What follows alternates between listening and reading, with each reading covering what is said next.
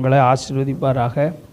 இந்த ஆராதனைக்கு வந்திருக்கிற உங்களை எல்லாரையும் ஆண்டவராக இயேசுவின் நாமத்திலே வாழ்த்தி வரவேற்கிறேன். பைபிள் வைத்திருந்தால் எடுத்துக்கொள்ளுங்கள். 1 சாமுவேல் 6வது அதிகாரம் அதனுடைய 13வது வசனத்தை நாம் வாசிக்க போகிறோம். எல்லோரும் சேர்ந்து வாசிக்க போகிறோம். என் கூட சேர்ந்து இந்த வசனத்தை நீங்கள் வாசிக்க உங்களை அன்பாய் உற்சாகப்படுத்துகிறேன். 1 சாமுவேலின் புஸ்தகம் 6ஆம் அதிகாரம் அதனுடைய 13வது வசனத்தை நாம் எல்லாரும் சேர்ந்து வாசிக்க போகிறோம். பெத்ஷிமேசின் மனுஷர் பள்ளத்தாக்கிலே கோதுமை அறுத்து கொண்டிருந்தார்கள். அவர்கள் கண்களை ஏறெடுக்கும்போது பெட்டியை கண்டு அதை கண்டதினால் சந்தோஷப்பட்டார்கள். கவனியுங்கள், பெத்ஷிமேஷ் அப்படின்னு ஒரு ஊர், ஒரு சின்ன கிராமம். அந்த பெத்ஷிமேஷ் அப்படிப்பட்ட அந்த ஜனங்கள், அந்த ஊர் ஜனங்கள் அறுவடை பண்ணி கொண்டிருந்தார்கள். கவனிக்கிறீங்களா? எல்லாம் என்ன கவனிக்கிறீங்களா? அறுவடை பண்ணி கொண்டிருந்த அந்த அறுவடையை, கோதுமையை அறுத்த போது அவர்களுக்கு சந்தோஷம் ஏற்பட்டது என்பதை விட அந்த வசனத்தை நீங்கள் வாசிச்சிங்கன்னா, திரும்ப வாசிங்கன்னா தெரியும். கோதுமை அறுத்து கொண்டிருந்தார்கள். அவர்கள் தங்கள் கண்களை ஏறெடுக்கும்போது பெட்டியை கண்டு அதை கண்டதினால் சந்தோஷப்பட்டார்கள். கவனிங்களேன், இது பெத்ஷிமேஷ் அப்படின்றது ஒரு சின்ன ஊர். இங்கே யார் அதிகமாக இருப்பாங்க அப்படின்னா லேவியர்கள் அதிகமாக இருப்பாங்க. யார் சொல்லுங்கள்?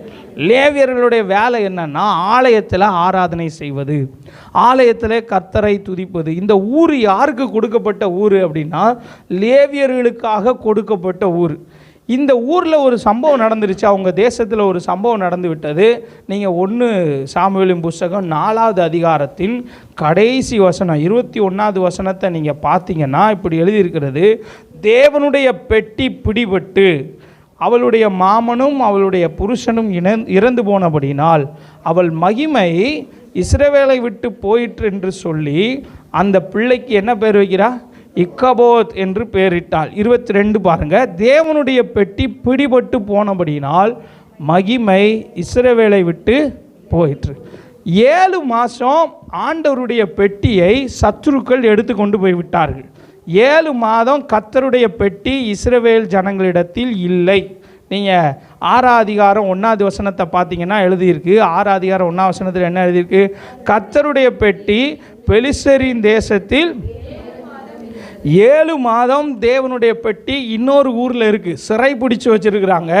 சிறை பிடிக்கப்பட்ட இந்த பெட்டியை ஆண்டவர் விடுதலையாக்கி கொண்டு வருகிறார். கவனிங்களேன், அந்த காலத்தில் யுத்தம் செய்யும்போது என்ன செய்வாங்களாம்? செய்கிற காரியம் என்னென்னா கோயிலை போய் கொள்ளையடிப்பாங்க. கோயிலை கொள்ளையடித்து கோவிலில் இருக்கிற சிலைகளை கொண்டு போய் அவங்க கோவிலில் வைப்பாங்க. அது எதை குறிக்கிறதுன்னா, அதாவது உன் தேவன் என் தேவனுக்கு அடிமை அப்படின்பதை காட்டுறதுக்கு. இஸ்ரவேல் ஜனங்களுடைய தேசத்தில் வந்து சிறைபிடித்த இந்த பெலிஸ்தியர்கள் கோயிலை பார்த்தா கோயிலில் ஒன்றும் இல்லை. சிலை எது இருக்கா? சர்ச்சில் ஏதாவது சிலை இருக்கா? நம்ம சர்ச்சில் ஏதாவது சிலை இருக்கா? இல்லை, சிலை இல்லை, பெட்டி தான் இருக்குது. பாட்டு புஸ்தகம் பைபிள் தான் இருக்கும்.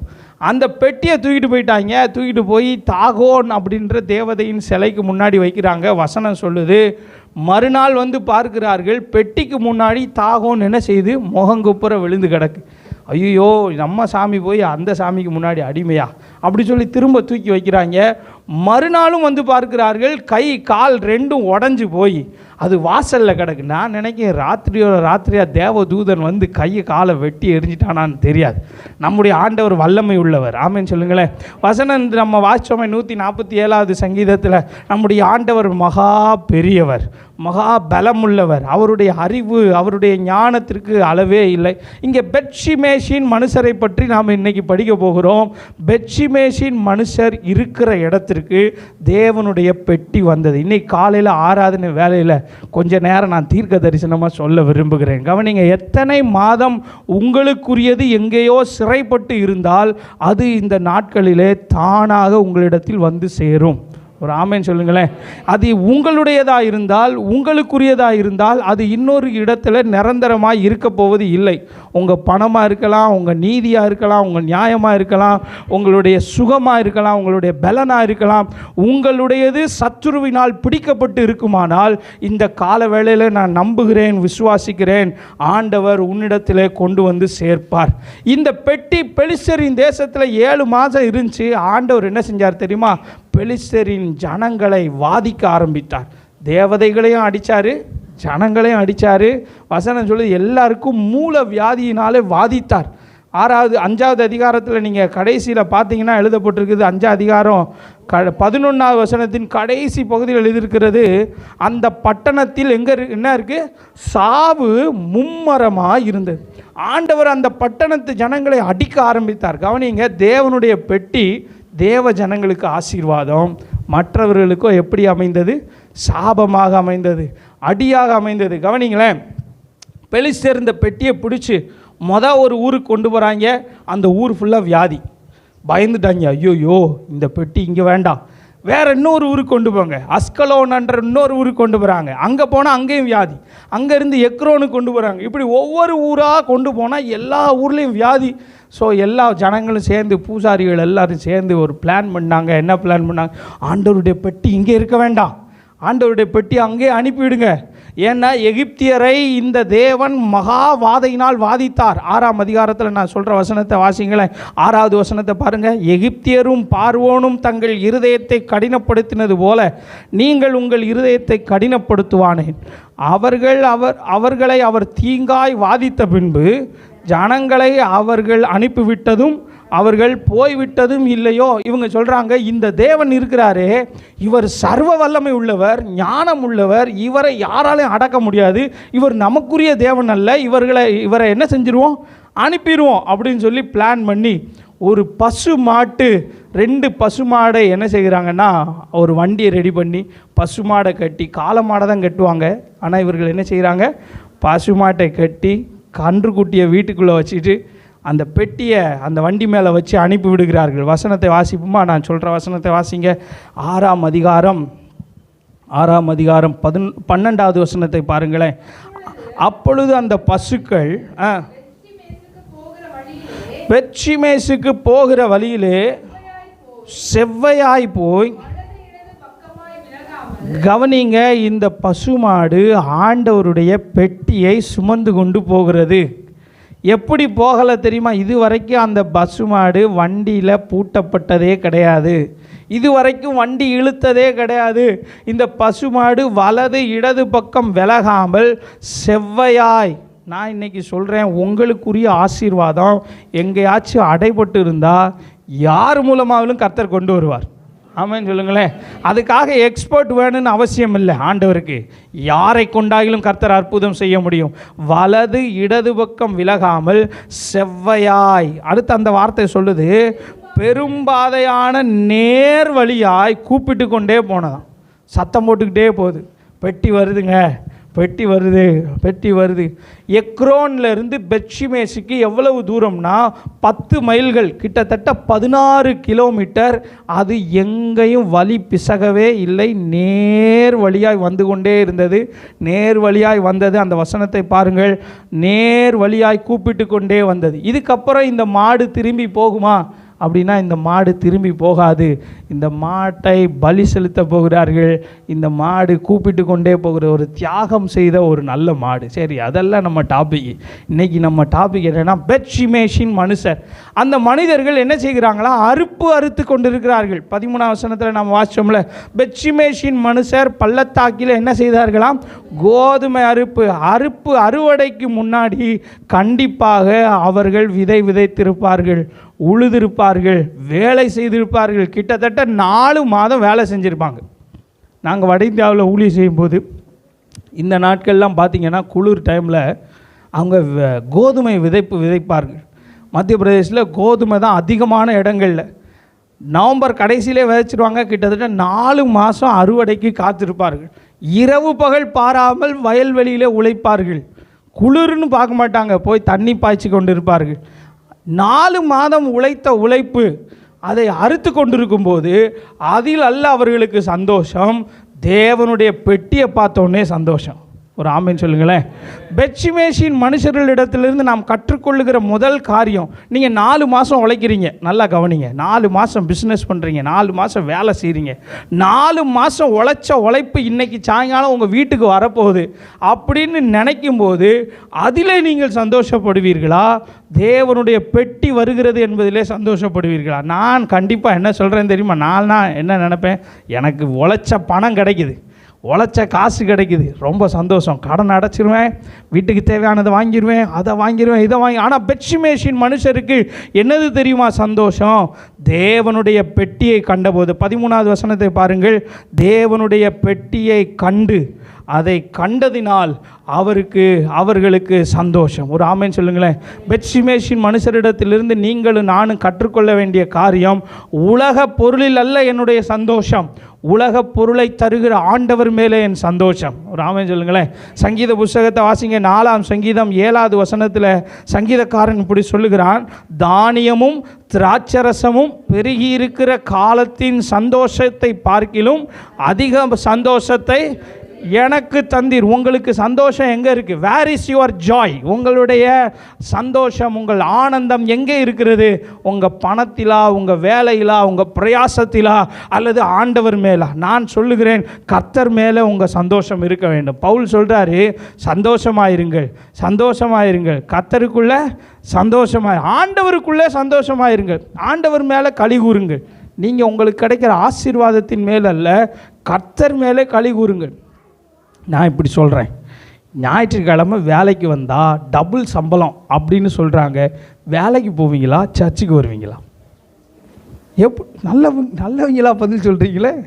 ஏன்னா ஞாயிற்றுக்கிழமை நீ வேலைக்கு வந்தேன்னா உனக்கு டபுள் போர்ஷன், 2 மடங்கு சம்பளம் கிடைக்கும் அப்படின்னு சொன்னால் நிறைய பேர் காணாமல் போயிடுவாங்க. நானே போயிடுவேன்.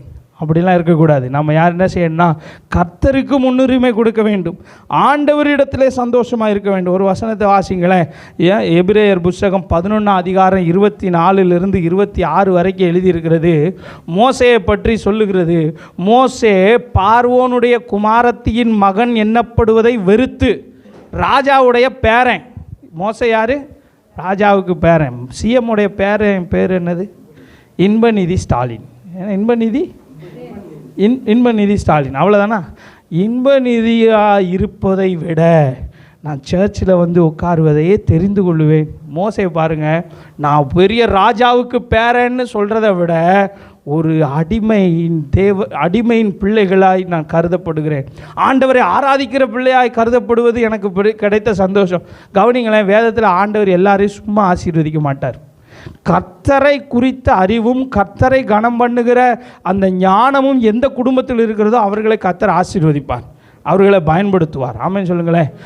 பவுலை பற்றி வசனம் சொல்லுது, பவுலுக்கு ஏராளமான ஸ்லாக்கியம் இருந்தது. எந்த ரோட்டுக்கு போனாலும் பவுல் டாக்ஸ் கட்ட வேண்டாம். சபரி வண்டி வச்சுருக்கார். ஏன்னா இப்போ வண்டியை எடுத்துகிட்டு நீ எங்கேயாச்சும் போனேன்னா டோல் டாக்ஸி கட்டணும். ஒரு 20 கிலோமீட்டரில் கண்டிப்பாக 1 or 2 வந்துடும் எங்கே போனாலும். ஆனால் இந்த பவுல் போனார்னா ரோட் டேக்ஸ் கட்ட வேண்டாம். அவர் எபிரேயர், ரோமன், அவனுக்கு எல்லா ஸ்லாக்கியமும் இருந்தது. படித்தவன், ஞானி. இவனை யாராயிலும் கை வச்சுட்டாங்கன்னு வச்சுக்கோங்க, அடிச்சிட்டாங்கன்னா உடனே ராஜாவை கூப்பிடலாம், சக்கரவர்த்திக்கு சத்தம் போடலாம், சக்கரவர்த்தியை கூப்பிடுங்க, இவன் என்னை அடிச்சிட்டான் அப்படின்னு சொல்லலாம். உலகத்தை கட்டி ஆள்ற ரோம ராயனுக்கே அபயமிடலாம். அவ்வளவு ஸ்லாக்கியம் இருந்தும் பவுல் சொல்கிறாரு, இவைகள் எல்லாவற்றையும் நான் குப்பையாக எண்ணுகிறேன், நஷ்டம் என்று கருதுகிறேன். எதற்காக தெரியுமா? நான் ஆசையாய் தொடருகிறேன். எதற்காக ஆசையாய் தொடர்கிறேன்? வசனம் வாசிங்க.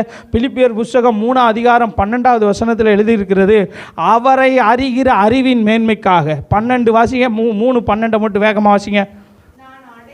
நான் அடைந்தாயிற்று, முற்றும் தேறினவனானேன் என்று எண்ணாமல் கிறிஸ்து இயேசுவினால் நான் எதற்காக பிடிக்கப்பட்டேனோ அதை பிடித்து கொள்ளும்படி நான் எப்படி சொன்னேன்?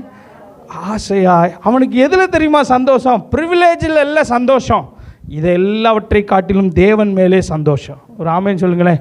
பெட்சிமேஷின் மனுஷரிடத்திலிருந்து நாம் கற்றுக்கொள்ளுகிற காரியம் என்ன என்றால், ஆசீர்வாதத்தின் மேல் அல்ல என்னுடைய சந்தோஷம், ஆண்டவர் மேல். 122ஆம் சங்கீதம் 1ஆம் வசனம் சொல்லுது, கர்த்தருடைய ஆலயத்துக்கு போவோம் வாருங்கள் என்று சொன்னபோது நான் எப்படி இருந்தேன்னா, சர்ச்சுக்கு வேற போகணுமா, ஞாயிற்றுக்கிழமையா, ஐயப்பா என்ன சீக்கிரம் சர்ச்சுக்கு போ, கிளம்புன்றாங்களே, அப்படி கவலைப்படலை, சலிக்கலை. 122:1 என்ன இருக்குது? கர்த்தருடைய ஆலயத்துக்கு போவோம் வாருங்கள் என்று சொன்னபோது அவனுக்கு எப்படி இருந்துச்சா? மகிழ்ச்சியாக இருந்துச்சு. அவனுக்கு சந்தோஷம் எங்கே இருந்தது என்றால் ஆண்டவருடைய சமூகத்தில். அதனால தான் சங்கீதக்காரன் சொல்லும்போது சொல்கிறான், 1000 நாளை பார்க்கிலும் உமது கூடாரத்தில் தங்கியிருக்கும் ஒரு நாள் நல்லது. ஆகாமிய கூடாரங்களில் வாசமாய் இருப்பதை பார்க்கிலும் உம்முடைய ஆலயத்தின் வாசற்படியில் தங்கியிருப்பதையே தெரிந்து கொள்ளுவேன். என்னுடைய செலெக்ஷன் எங்கே இருக்குன்னு தெரியுமா? ஆண்டவர். ஆசீர்வாதமா ஆண்டவரா அப்படின்னு கேட்டால் நான் சொல்லுவேன், கண்டிப்பாக எனக்கு ஆண்டவர் தான் தேவை. ஆமேன்னு சொல்லுங்களேன். முதலாவது, இந்த பெத்ஷிமேஷின் மனுஷரிடத்திலிருந்து கற்றுக்கொள்ளுகிற காரியம், அவர்கள் கர்த்தர் மேலே நம்பிக்கை வைத்தார்கள், கர்த்தரை குறித்து சந்தோஷப்பட்டார்கள். இரண்டாவது வாசிங்க, 1 சாமுவேல் புத்தகம் 6ஆம் அதிகாரம் 14வது வசனத்தை பாருங்கள். 1 சாமுவேல் 6:14. யோசுவாவின் வயலில் வந்து அங்கே நின்றது. அங்கே ஒரு பெரிய கல் இருந்தது.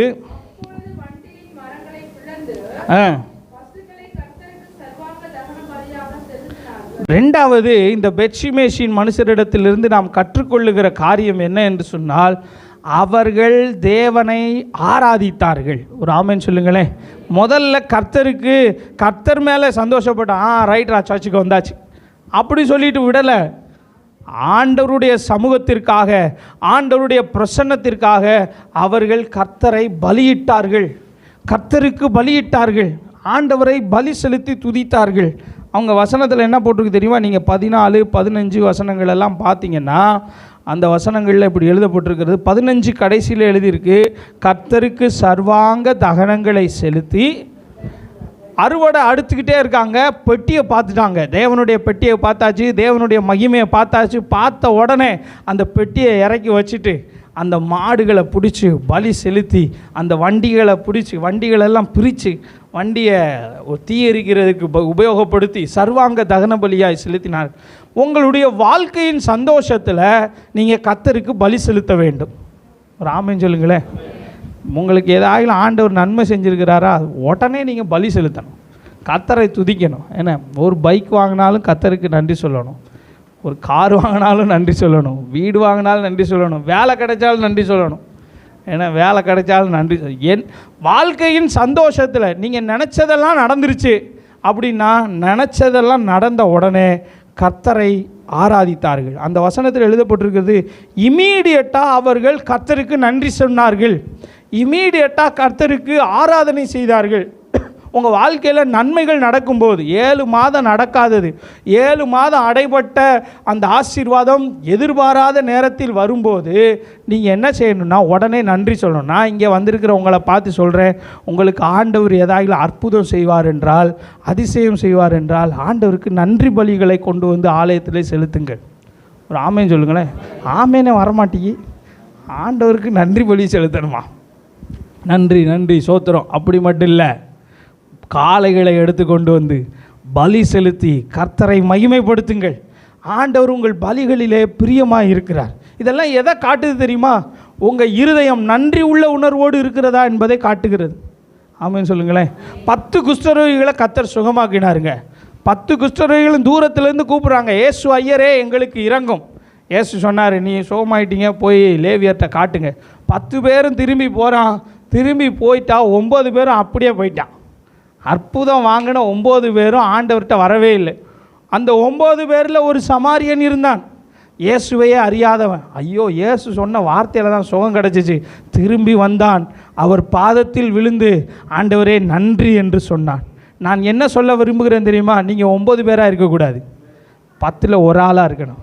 திரும்பி வந்து கர்த்தர் பாதத்தில் விழுந்து நன்றி சொல்ல. என்னைக்குனாலும் நீங்கள் கர்த்தர் உங்கள்கிட்ட, சில நேரம் பிரச்சனை வரும்போது ஆண்டவரே நீர்தான் உபவாசம் பண்ணுறோம், ஜெபம் பண்ணுறோம், கர்த்தருக்கு ஆண்டவரே இது செய்வேன் அது செய்வேன்னு சொல்கிறோம். ஆனால் ஆண்டவர் அந்த பிரச்சனையிலேருந்து விடுதலையாக்கின உடனே நம்ம ஆண்டவருக்கு நன்றி சொல்கிறோமா? நிறைய நேரம் நன்றி சொல்வதை மறந்து விட்டோம். நன்றி உள்ள இருதயத்தை கர்த்தர் கவனிக்கிறார். ஒரு ஆமென் சொல்லுங்களேன். நாங்கள் பைபிள் காலேஜ் படிக்கும்போது என் ஃப்ரெண்டு ஒருத்தன் ஜோக்கா இப்படி சொல்லுவான், ஆண்டவரே இந்த ஆகாரத்தை ஆசீர்வதியும், இதை புசிக்கிற நாளிலே நாங்கள் சாகக்கூடாது. ஏன்னா பைபிள் காலேஜ் சாப்பாடு அப்படி தான் இருக்கும். இதை புசிக்கிற நாளிலே சாகக்கூடாது, நல்லா உழைக்கணும், நல்லா படிக்கணும் அப்படி சொல்லி ஜோம் பண்ணிடுவோம். ஆனால் சாப்பிட்டதுக்கப்புறம் எத்தனை பேர் ஆண்டவருக்கு நன்றி சொல்லுவோம் அப்படின்னு சொல்லுவோம். சாப்பிட்றதுக்கு முன்னாடியும் ஜோம் பண்ணணும், சாப்பிட்டதுக்கப்புறமும் ஆண்டவருக்கு நன்றி சொல்லணும். 10 குஷ்டரோகிகளில் ஒருத்தன் வந்து ஆண்டவருக்கு நன்றி சொன்னான். ஆபிரகாம் யுத்தத்துக்கு போகிறான். கவனிங்க, ஆதியாகமம் புத்தகம் 14வது அதிகாரத்தில் 5 ராஜாக்கள் எதிராய் வருகிறார்கள். 5 ராஜாக்களையும் ஆபிரகாம் அழிக்க போகிறான். வயசான தாத்தா எத்தனை பேரை கூட்டு போனான்னு தெரியுமா? 318 பேர். 318 பேரோடு ஒரு தாத்தா போகிறாரு. போய் 5 ராஜாக்களையும் அழித்து முடித்த உடனே, யுத்தத்தில் வெற்றி பெற்ற உடனே நான் ஜெயிச்சிட்டேன் அப்படின்னு வரலை. அவன் என்ன செய்தான் தெரியுமா? சாலேமின் ராஜாவுக்கு, அந்த மெல்கி சேதேக்குக்கு என்ன செய்தானா? தசம பாகங்களை கொடுத்தான். தசம பாகத்தை கொடுத்த உடனே மெல்கி சேதேக்கு இவன் என்ன செய்தான்? இவனை ஆசீர்வதித்தான். எப்படி ஆசீர்வதிக்கிறான் தெரியுமா? வானத்தையும் பூமியையும் உண்டாக்கின கர்த்தராலே நீங்கள் ஆசீர்வாதமாக இருப்பீங்க. நிறையா பேர் தசம பாகமே போடுறதில்லை. தசம பாகம் போடணும். தசம பாகம்னா என்னது சொல்லுங்களேன். தசம பாகம்னா என்னது? நீங்கள் என்ன நினச்சாலும் சரி, தசம பாகம் கர்த்தருக்குரியது. ஆமேன்னு சொல்லுங்களேன். உங்களுக்கு உழைக்க சம்பாதிக்க பலனை தந்த சில பேர் தசம பாகத்திலும் அதிகமாக தருகிறார்கள். நம்ம சர்ச்சில் இருக்கிறவங்களை பற்றி நான் சொல்கிறேன். தசம பாகத்திலும் அதிகமாக தருக.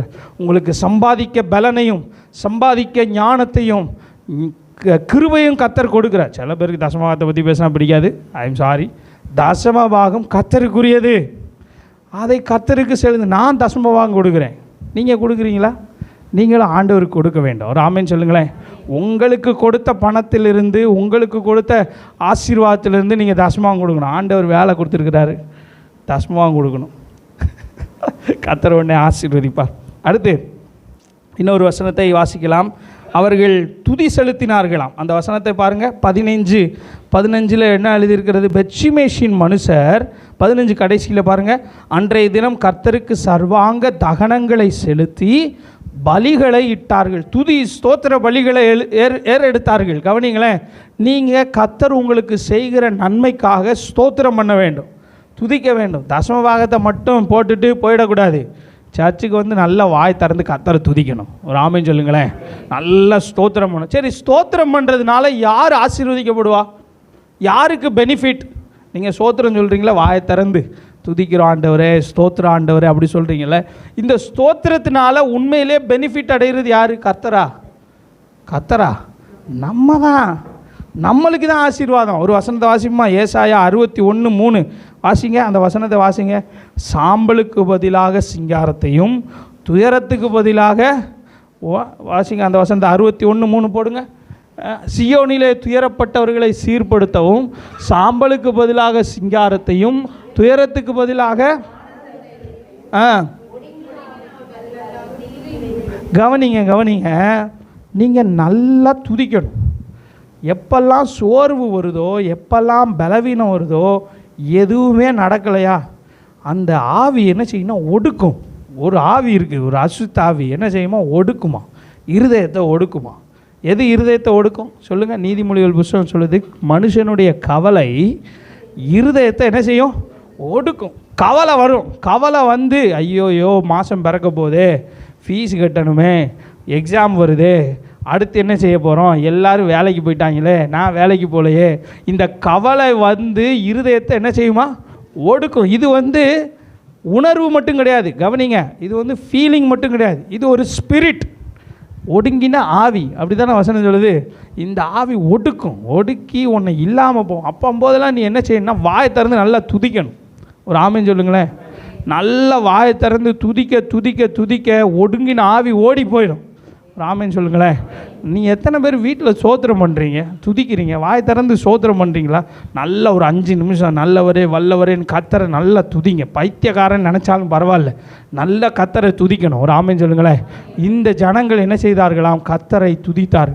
கத்தரை துதிக்கும் போது உண்மையிலே பெனிஃபிட் யாருக்குன்னா உங்களுக்கு தான். நீ துதிக்கிற துதியானது தேவனுக்கு சிங்காசனத்தை அமைத்து உன் வாழ்க்கையின் தலையெழுத்தையே மாற்றிவிடும். தாவீது வனாந்தரத்தில் கடந்தாங்க. வனாந்தரத்தில் இருந்த அவனை யார் தெரியுமா சிங்காசனத்துக்கு கொண்டு போனால்? அவன் துதித்த துதி. யாருமே பார்க்கல அவனை யாராச்சும் எந்த பாஸ்டாச்சும் பார்த்தாரா? நல்லா துதின்னு சொன்னாரா? நோ. குச்சி வச்சே குத்திக்கிட்டே இருந்தாரா? சோத்திரம் பண்ணுறா துதிடா அப்படின்னு சொன்னாரா? இல்லை, மனசார துதித்தான். கண்ணை கண்ணீருக்கும் என் காலை இடறுதலுக்கும் என் ஆத்துமாவை மரணத்துக்கும் தப்புவித்தீர், நான் உம்மை துதிப்பேன். எங்கெல்லாம் அவன் கத்தரை துதித்தானோ அவனுக்கு ஒரு வாசலை ஆண்டவர் ஏற்படுத்தினார், உயர்த்தினார். கத்தரை புகழ்ந்தேனா கத்தர் உன்னை உயர்த்துவார். ஒரு ஆமேன்னு சொல்லுங்களேன். நான் ரோட்டில் போவையில் ஒரு ஆட்டோவில் ஒன்று எழுதிருந்துச்சு, மகனே மகனே என்று வாழ்வதை விட சிவனே சிவனே என்று மண்டியிடுவது மேல் அப்படின்னு சொல்லி உலகத்தான் எழுதி வச்சிருக்கிறான் பாரு. மற்றவனை புகழாதீங்க, யாரை புகழுங்க? கர்த்தரை புகழுங்க. ஒரு ஆமேன்னு சொல்லுங்களேன். கர்த்தரே புகழப்படத்தக்கவர். அடுத்து இன்னொரு வசனத்தை வாசிங்களேன். அப்போஸ்தலர் நடவடிக்கைகள் 16 அதிகாரத்தில் எழுதியிருக்கிறது, இந்த துதி என்ன செய்யுமா? நமக்கு விடுதலை தரும். 16, 25, 26 எழுதியிருக்கு. வாசிங்க. அப்போஸ்தலர் நடவடிக்கைகள் 16, 25, 26. நடு ராத்திரியில் பவுலும் சீலாவும் ஜெபம் பண்ணி, கவனிங்க, இவங்க என்ன செய்யாங்க? ஜெபம் பண்ணாங்க, தேவனை துதித்து பாடினாங்க. வாயை திறந்து நல்லா துதிக்கணும். வீட்டுக்குள்ளே உங்கள் வீட்டில் நல்லா துதிக்கணும் முதல்ல. அப்படி துதித்து பாடின உடனே வசனம் சொல்லுகிறது, அடுத்த வசனத்தில் என்ன எழுதியிருக்கு? சடுதியிலே, ஆங்கில வேதாகம் இமீடியட்லி, சடன்லி, துதிக்க ஆரம்பித்த உடனே, பாட்டு பாட ஆரம்பித்த உடனே சிறைச்சாலை கதவுகள் என்ன செய்ததான்? அசையும்படியாக பூமி அதிர்ந்து. ஆண்டவர் அந்த பூமியை குலுக்கிட்டார். அடுத்து கதவுகள் எல்லாம் திறவுண்டது. கவனிங்களேன், நீங்கள் துதிக்க துதிக்க வாசல் திறக்கும். ஒரு ஆமீன் சொல்லுங்களேன். 3வது மாதத்தில் வாசல் திறக்கணுமா? இன்னையிலேருந்து துதிக்க ஆரம்பி. 7 நாள் இருக்குது. நல்ல கத்தரை ஒரு அரை மணி நேரமாச்சும் வாயை திறந்து துதிங்க, பாட்டு பாடுங்க, நல்ல கத்தரை பாட ஆரம்பிங்க. கதவுகள் திறந்தது. அடுத்து எல்லாருடைய கட்டுகளும் கலன்று போயிட்டு. அடுத்த வசனம்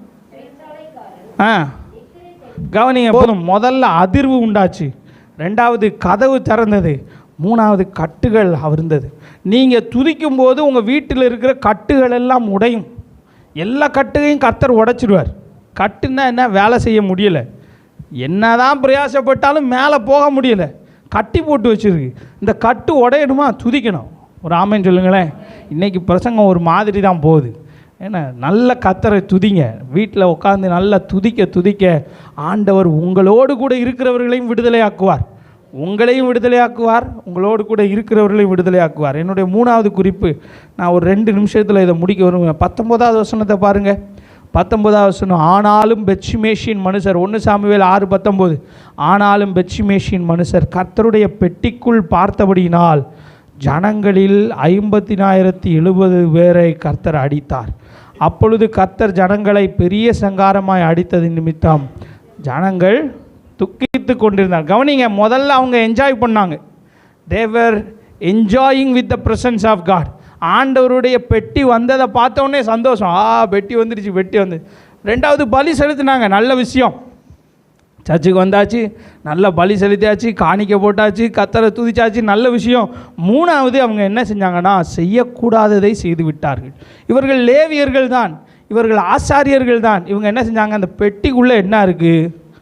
திறந்து பார்ப்போம். தேவனுடைய பெட்டிக்குள்ளே என்ன இருக்குது? கவனிங்களேன், தேவனுடைய பெட்டிக்குள்ளே என்னமும் இருந்துட்டு போகுது. எப்படி சில பேர் என்ன செய்வாங்க தெரியுமா? சர்ச்சுக்கு வந்துட்டு சில பேர் ஆண்டவர் எப்படி இவங்களை ஆசீர்வதிக்கிறாரு திறந்து பார்ப்போம். மறைவானது எல்லாம் கர்த்தருக்குரியது. ஒரு ஆமேன்னு சொல்லுங்கள். மறைவானது யாருக்குரியது? கர்த்தருக்குரியது. மறைவானது கர்த்தருக்குரியது. சில ஆள் உள்ளவரே நோண்டி பார்க்குறது. ஏன்னா எப்படி இது நடக்கு? ஆண்டவரே இதை எப்படி செய்வீர்?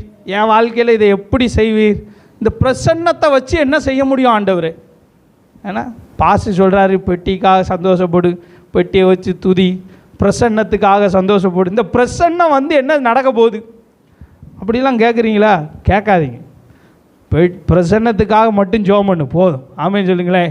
பிரசன்னம் உனக்கான வழிகளை உருவாக்கும். இது எப்படி நடக்கும்னு தெரியாது. தேவனுடைய பிரசன்னம் நம்முடைய வாழ்க்கையிலே வாசல்களை ஆயத்தப்படுத்தும். இவங்க பெட்டியை திறந்து பார்த்தாங்க. சில ரகசியங்களை ஆண்டவர் எப்படி நம்மளை உயர்த்த போகிறான்னு தெரியாது. சிறியவனை எப்படி அவர் புழுதியிலேருந்து உயர்த்துவார்? எப்படி பாச இது நடக்குமா? இதெல்லாம் வாய்ப்பு இருக்கா? நடக்கும். ஆமென் சொல்லுங்களேன். நம்மளை உயர்த்திருக்காரே, புழுதியிலேருந்து உயர்த்திருக்கிறாரே, பிரபுக்களோடு அதிபதிகளோடு ராஜாக்களோடு உட்கார வச்சுருக்கிறாரு. இது எப்படி நடக்கும்? பெட்டியை தர, இந்த பெட்டிக்குள்ளே அப்படி என்ன தான் இருக்குது? நோ, அதை பார்க்காதீங்க.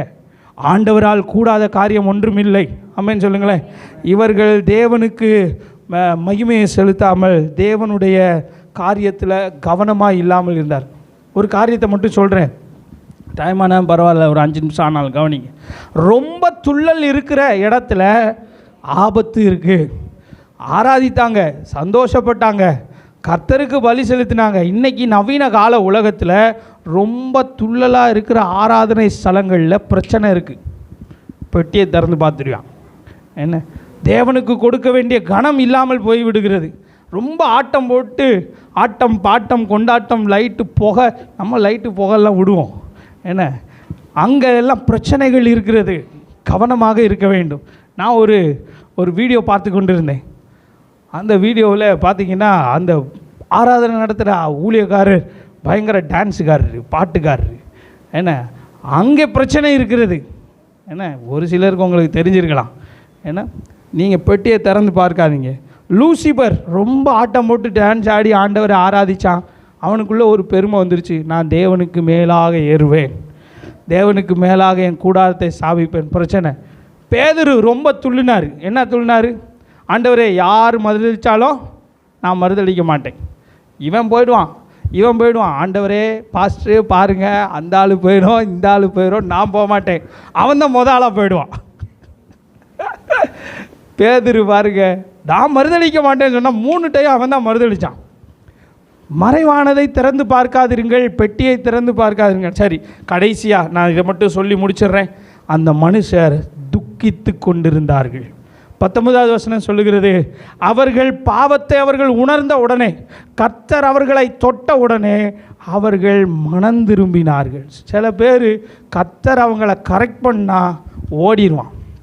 ஒரு நாள் எங்கள் ஆபிரகாமை நாங்கள் 2 பேர் சேர்ந்து பொழந்துட்டோம். 2 பேரும் சேர்ந்து, எங்கள் அணு இல்லை அன்னைக்கு, பொழந்துட்டோம்னா பயங்கர பொழந்துட்டோம். அடித்து அடி ஒவ்வொரு அடியிலையும் அவன் சொல்கிறான், அப்போ நான் உங்களுக்கு வேண்டாமா, நான் வீட்டை விட்டு போயிடவா, நான் எங்கேயாச்சும் போயிடுவா. அவன் நினச்சிக்கிட்டான் நம்ம அவனை கரெக்ட் பண்ணுறது அவனை வெறுக்கிறோன்னு நினச்சிக்கிட்டான். அப்படி தான் நாமளும் நினச்சிக்கிறோம். என்ன ஆண்டவர் சில நேரம் நம்மளை கரெக்ட் பண்ணும்போது, இந்த இயேசுவுக்கு என்ன பிடிக்கவே பிடிக்காது, இயேசுவை விட்டுட்டு போயிடலாம், இந்த இயேசுவை தேடி தேடி எனக்கு என்ன கிடைச்சது, இந்த இயேசுவால் எனக்கு வெறி அடி தான் பண்ணினது, நீ தப்பு பண்ணிட்ட, உனக்கு அதற்கேற்ற தண்டனை உண்டு, பாவத்துக்கு விளைவு உண்டு, பாவத்துக்கு மன்னிப்பு உண்டு, ஆனால் பாவத்தின் விளைவு இருக்கிறது, விளைவு அப்படியே தான் இருக்கிறது. அந்த விளைவை நீ தான் தேடிக்கொண்டாய், ஆனால் ஆண்டவர் மேலே கோபப்படுற. ஆனால் இவங்க எப்படிப்பட்டவர்கள் தெரியுமா? பெத்ஷிமேஷின் மனுஷரிடத்தில் கற்றுக்கொள்ளுகிற 4வது ஒரு காரியம் என்னென்னா, அவர்கள் துக்கித்து கொண்டிருந்தார்கள், மனஸ்தாபப்பட்டார்கள். ஆமாண்டவரே, கடந்த காலத்தில் ரொம்ப துள்ளிட்டோம், ரொம்ப ஆடிட்டோம், ஆண்டவரே எங்களை மன்னியும், துக்கித்து கொண்டிருந்தார்கள். 21வது வசனத்தை பாருங்கள். கீரியாத்தாரீமின் குடிகளுக்கு ஆட்களை அனுப்பி பெலிஸ்தர் கர்த்தருடைய பெட்டியை திரும்ப அனுப்பினார்கள், நீங்கள் வந்து உங்களிடத்திற்கு எடுத்துக்கொண்டு போங்கள் என்று சொன்னார்கள். அப்படின்னா என்ன அர்த்தம்னா, அவர்கள் மனம் திரும்பி ஆண்டவருடைய பெட்டிக்கு கொடுக்க வேண்டிய கனத்தை சரியாய் கொடுத்தார்கள். ஒரு ஆமென் சொல்லுங்களேன். 4 காரியத்தை கற்றுக்கொள்கிறோம். முதலாவது, அவர்கள் தேவனுடைய பெட்டியிலே சந்தோஷப்பட்டார்கள். 2வது, ஆண்டவருக்கு சரியாக இமீடியட்டாக பலி செலுத்தி கர்த்தரை ஆராதித்தார்கள். 3வது, சில நேரங்களில் தவறு விடும்போது, தவறி விடுகிறோம், நம்ம எல்லாருமே பூரணமானவர்கள் அல்ல. என்ன உண்மைதானே? நம்மிலே யாராயிலும் பாவம் இல்லை என்று சொல்வோமானால் நம்மை நாமே வஞ்சிக்கிறவர்களாக இருப்போம். மற்றவங்களல்ல, நம்மளை நாமே வஞ்சிக்கிறவர்களாக இருப்போம். இது ஆண்டவர் சுட்டி காட்டும்போது உடனே மனம் திரும்பி, ஆண்டவரே சாரி, துக்கித்து ஆண்டவரிடத்தில் மன்னிப்பு கேட்கும்போது கிருபை தருகிறார். கண்களை மூடி ஜெபம் பண்ணுவோம். தாழ்மை உள்ளவர்களுக்கு கர்த்தர் கிருபை தருகிறார். சர்வ வல்லமை உள்ள ஆண்டவரே, அன்பின் தேவனே, ஆண்டவரே உம்முடைய பிரசன்னத்திலே நாங்கள் கலிகூற எங்களுக்கு கிருபை தாரும். ஜெபம் பண்ணுவோம். ஆண்டவரே உம்முடைய பிரசன்னத்திலே நாங்கள் கலிகூறணும். நீங்கள் கொடுக்குற ஆசீர்வாதங்களை காட்டிலும் ஆண்டவரே நீர் எங்களுக்கு தேவை, உம்முடைய வல்லமை எங்களுக்கு தேவை. கர்த்தரிடத்தில் நான் ஒன்றை கேட்டேன், அதையே நாடுவேன். கர்த்தருடைய ஆலயத்தில் உம்முடைய மகிமையை பார்க்க, உம்முடைய வசனத்தை ஆராய்ச்சி செய்ய நான் விரும்புகிறேன். ஆண்டவரே உம்முடைய கிருபையினால் எங்களை நிரப்புவீராக. ஜெபம் பண்ணுவோம். உங்கள் சந்தோஷம் எங்கே இருக்கிறது? உங்கள் ப்ரிவிலேஜ் மேலே உங்கள் சந்தோஷம் இருக்கிறதா, அல்லது அதெல்லாம் தந்த ஆண்டவர் மேலே சந்தோஷம் இருக்கிறதா? ஹல்லேலூயா. அவர்கள் பலியிட்டார்கள், உடனே ஆண்டவருக்கு பலியிட்டார்கள். எதிர்பார்த்தவைகள் எதிர்பாராதவைகள் நடக்கும்போது உடனே கர்த்தர் கர்த்தரை துதிக்க ஆரம்பி, கர்த்தருக்கு நன்றி செலுத்த ஆரம்பி, கர்த்தரை துதித்து உயர்த்த ஆரம்பி. ஹல்லேலூயா, ஹல்லேலூயா. ஆண்டவரே, நீர் எப்படி இதெல்லாம் செய்வீர்னு நாங்கள் கேள்வி கேட்கக்கூடாது. ஆண்டவரே, எப்படி இது நடந்துச்சுன்னு சொல்லி நாங்கள் கேள்வி கேட்கக்கூடாது. ஆண்டவரே, நீர் எங்களை சரி பண்ணும்போது நாங்கள் கற்றுக்கொள்ள எங்களுக்கு கிருபை தாரும். ஆண்டவரே, எங்களை தாழ்மைப்படுத்த எங்களுக்கு கிருபை தாரும். உம்முடைய கரத்தில் ஒப்பு கொடுக்கிறோம். இந்த ஆராதனையிலே வந்து கலந்து கொண்ட பிள்ளைகளை ஆசீர்வதியும். இயேசு கிறிஸ்துவின் நாமத்தில் ஜெபிக்கிறோம் நல்ல பிதாவே, ஆமென். என் ஆத்துமாவே கர்த்தரை ஸ்தோத்திரி, என் முழு உள்ளமே பரிசுத்த நாமத்தை ஸ்தோத்திரி. என் ஆத்துமாவே கர்த்தர் செய்த சகல உபகாரங்களையும் மறவாதே, ஆமென். நம்முடைய கர்த்தராகிய இயேசு கிறிஸ்துவினுடைய கிருபையும் பிதாவாகிய தேவனுடைய அன்பும் பரிசுத்த ஆவியானவருடைய அந்யோன்யம், ஐக்கியம், சமாதானம் நம் அனைவரோடும் சதா காலமும் இருப்பதாக, ஆமென். ஆண்டவர் உங்களை ஆசீர்வதிப்பார்.